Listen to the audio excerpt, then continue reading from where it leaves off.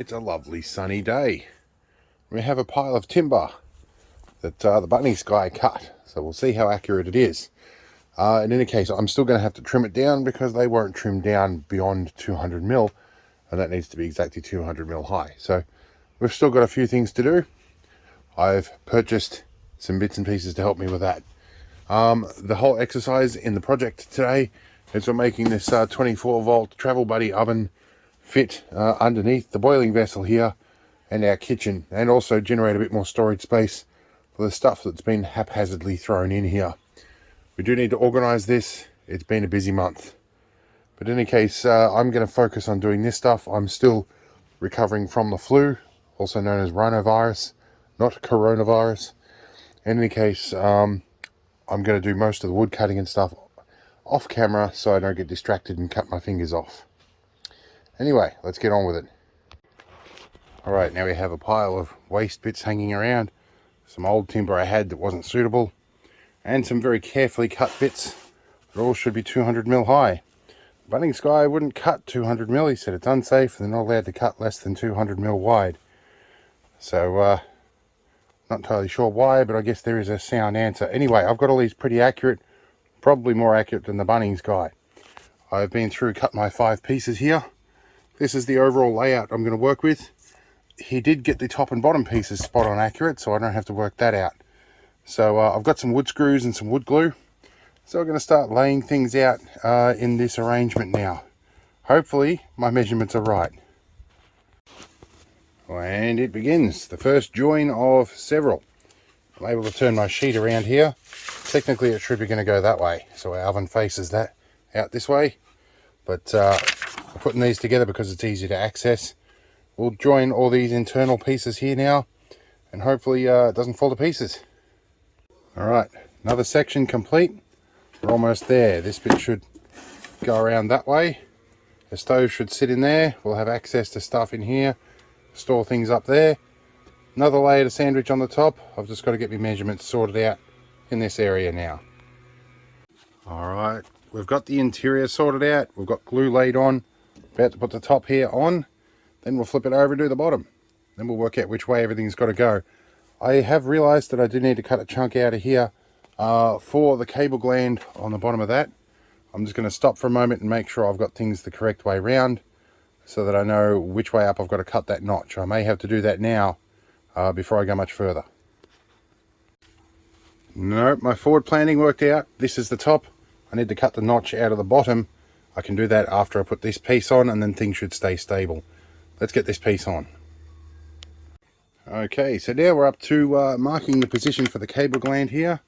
We'll make our trim out or our hole cut, whatever we need to do. This is going to fit nice and snug. It's not going to rattle around. We're doing pretty well so far. Alright, we're notched out. A little bit roughly, but does the job. We can thread an entire Anderson plug through that if we need to. No worries. And I'll figure out how to get it out the bottom later. For now, we're just going to keep putting the top on.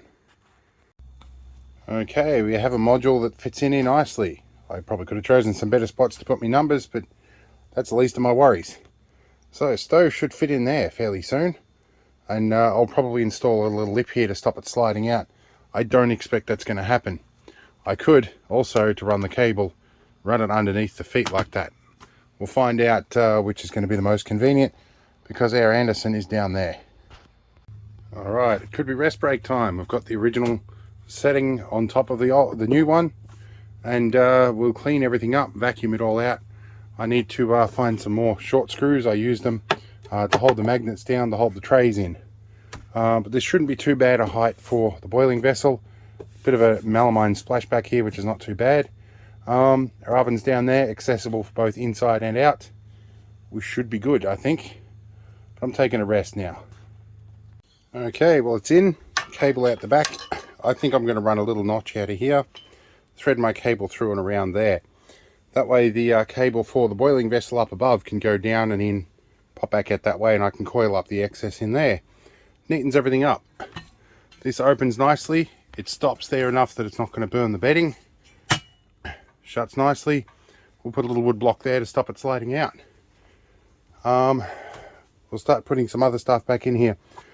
One of the regular problems I have here is I don't have enough desk space. I usually use this spot. At some point I'm going to put a tap in that's piped from the jerry cans underneath and come up here, and we'll do away with that. But for now we need that space. I've got lots of extra timber. Maybe I'll make a folding little table that comes out of here. We'll have a look. So I had a bit of a brainstorm. We have a little folding shelf now. A couple of bits of chain, we'll sort it all out and we'll screw that bit down a bit more firmly. I had to notch this corner out to miss them. We'll put a notch for cables there in a bit. But this should work all right. I think, yeah, once I've got the chains, it'll transfer the load up to the top here instead of on the bottom, and it won't try and lift itself up. But yeah, we'll put a couple of longer screws in. Anyway, we're making headway. All right, I found a bit of chain in my junk box. Works well. Now I can put heavy stuff on there, or make a cup of tea, or prep a meal. Bloody handy, and it can fold up and get out of the way when the door shuts. And I know, because it's behind this level, that the door's not going to interfere with it. At least I hope. Anyway, all right, another break time. Multiple sclerosis does make doing this stuff a little tedious. All right, so I had to scrounge through some donated bits from years back. I had a little magnetic latch. It stays up there just fine. When the door's closed, there's no way that's coming undone. But we'll get ourselves a little shelf now. All right, rest break again. 2 hours later. So I fired up the fan and I laid down for a bit, and that was it. Like 2 hours passed. Now that I've woken up, I've packed a lot of extra junk in here that was getting in the way. I put the boiling vessel back. I do run into this a bit more than I used to, but with this strap I can rotate it 90 degrees and poke that in that way now. So for transport I can get that out of the way, or I can just pick it up and put it somewhere else if I need to. Got some other bits and pieces, like an Anderson Y piece here. We'll look at that in a moment. Okay, we've got some bits and pieces here, some zip ties and a 50 amp Anderson Y branch, because I couldn't be bothered wiring it myself. I do have 50 amp cable here. Sometimes I pull 55 amps on it if I plug the big boiling vessel in, and it needs its own thermostat, which is what this one's for. However, the relay I was using has melted off the wall, so we won't be using solid state relays for that anymore. I'll be putting a contactor in. In any case, this is certainly not overkill. Okay, and of course now I have this problem with all this stuff hanging out. Got to come up with a way to confine all of that. I've just put a bit of water in the boiling vessel. This guy does work, and this guy works. Let's turn them both on for a second. No, we're not killing things, that's good. Alright, done a little notch here. It's not ideal, and nor is it very neat in here, although I have screwed these two down. The problem I have with this is that I'll probably need to screw this side down. I like to unplug this and take this for a walk when I need, say, hot water for the shower, or to empty it and whatnot. In this case I can still work it with a little bit of freedom, or I can undo this connector, but that takes forever. That's a long connector, takes a long time to remove. I need to see if I can find the right angle plug, but that was still $80 for that one plug.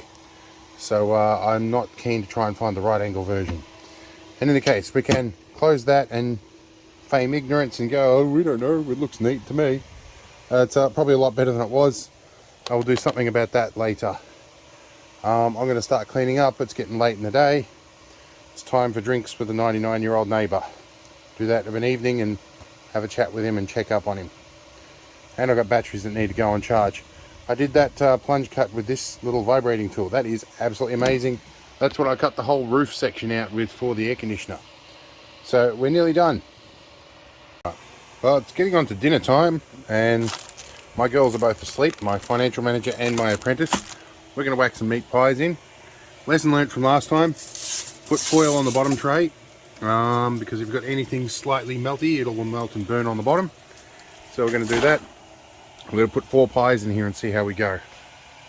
Now I'm going to follow instructions, and I'm going to preheat this thing and let it go for a little bit, and then I'll give it probably about 90 minutes or so with the pies in there. They are frozen, but they're defrosting as we speak. So yeah, I'll let that heat up for about a half hour. I am reading, and I've seen some videos from other four-wheel drive guys who will probably see this video later on. They've got similar sized channels. They're that said putting a voltage converter, step up converter for the 12 volt ones to run them on about 15 volts makes them run a lot better. Well, I've got nearly the next best thing, and I'll show you. Now this little lead here runs all the way over to an extension lead in here, and it runs a fixed mains charger that runs in here, and that keeps things at about 27 volts. If I put it into boost mode, it'll keep it at 28. I'm sitting at 26.5, it's under load now. In full sun, these will push it to 27.8 volts as well. The solar panels on the roof, there's two 340 watt solar panels up there that are running in a 90 volt string, and this is an MPPT regulator. So I can push those higher voltages if I need to, considering the solar panels are running about 90. Either way, that means my little travel buddy is running at a slightly higher voltage. Alright, looks like it's hot. If I can open pies, it would be great. Kept it a little bit defrosted, not fully frozen, but not fully defrosted either. Okay, we're going to slot a couple of pies on each shelf. There's some sizzling going on, it's definitely hot down there. Alright, we'll close that. We're going to set ourselves for 90 minutes is what they say on the instructions, so we'll be back in 90 minutes. Alright, it's about an hour later. We're going to turn on some lighting here.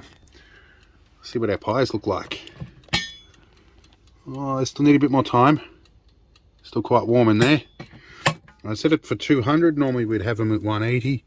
But yeah, I'm going to leave that go. It's still got a little bit more time to go yet. Now, one thing I was a little concerned about, because there are vents along the door here, was this bit getting really hot. But putting my hand on here, it's really only just barely warm to the touch. So yeah, I think it's pretty good. I'd feel safe shutting the door on this now. Alright, half hour later, let's see what's going on in here. Let's have a look. We'll fold that down. We'll put our plate up here. Let's have a look. Looks like the thermostat's turned off. They're looking like they might almost be ready. Oh, I've opened the door and it's just turned back on again. Might give them just a little bit longer. Alright, let's pull one of the pies out. We might pull one of the bottom ones out. And see how we go here. Where's our plate?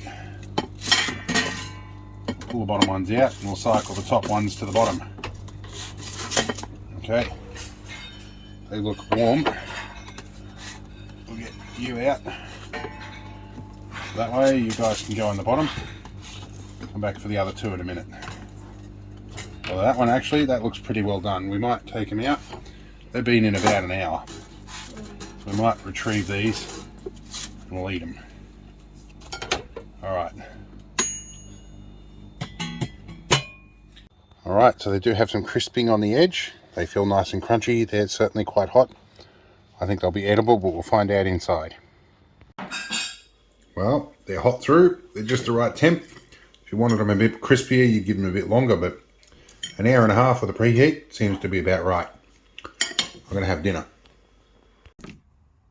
Alright, well that's about it for this project. I've got some cleaning up to do, some organising to happen, because I shoved everything out of the way. But at least I've got room to organise a little bit more now. Success with the oven. It's going to work well. I haven't put the stopper in to stop it sliding out. I'll look at that later. I am way too tired, so this is going to be the end of the video. I hope it was useful to you. If you've got any questions, discuss in the comments. If I see them, I'll get to them. Sometimes I don't get to them. Sometimes mysterious reasons cause these things to be held for review. I'll figure it out one day. Anyway, see you in the next one. Give us a thumbs up if you like it. And yeah, we'll move on to the next video. See you later.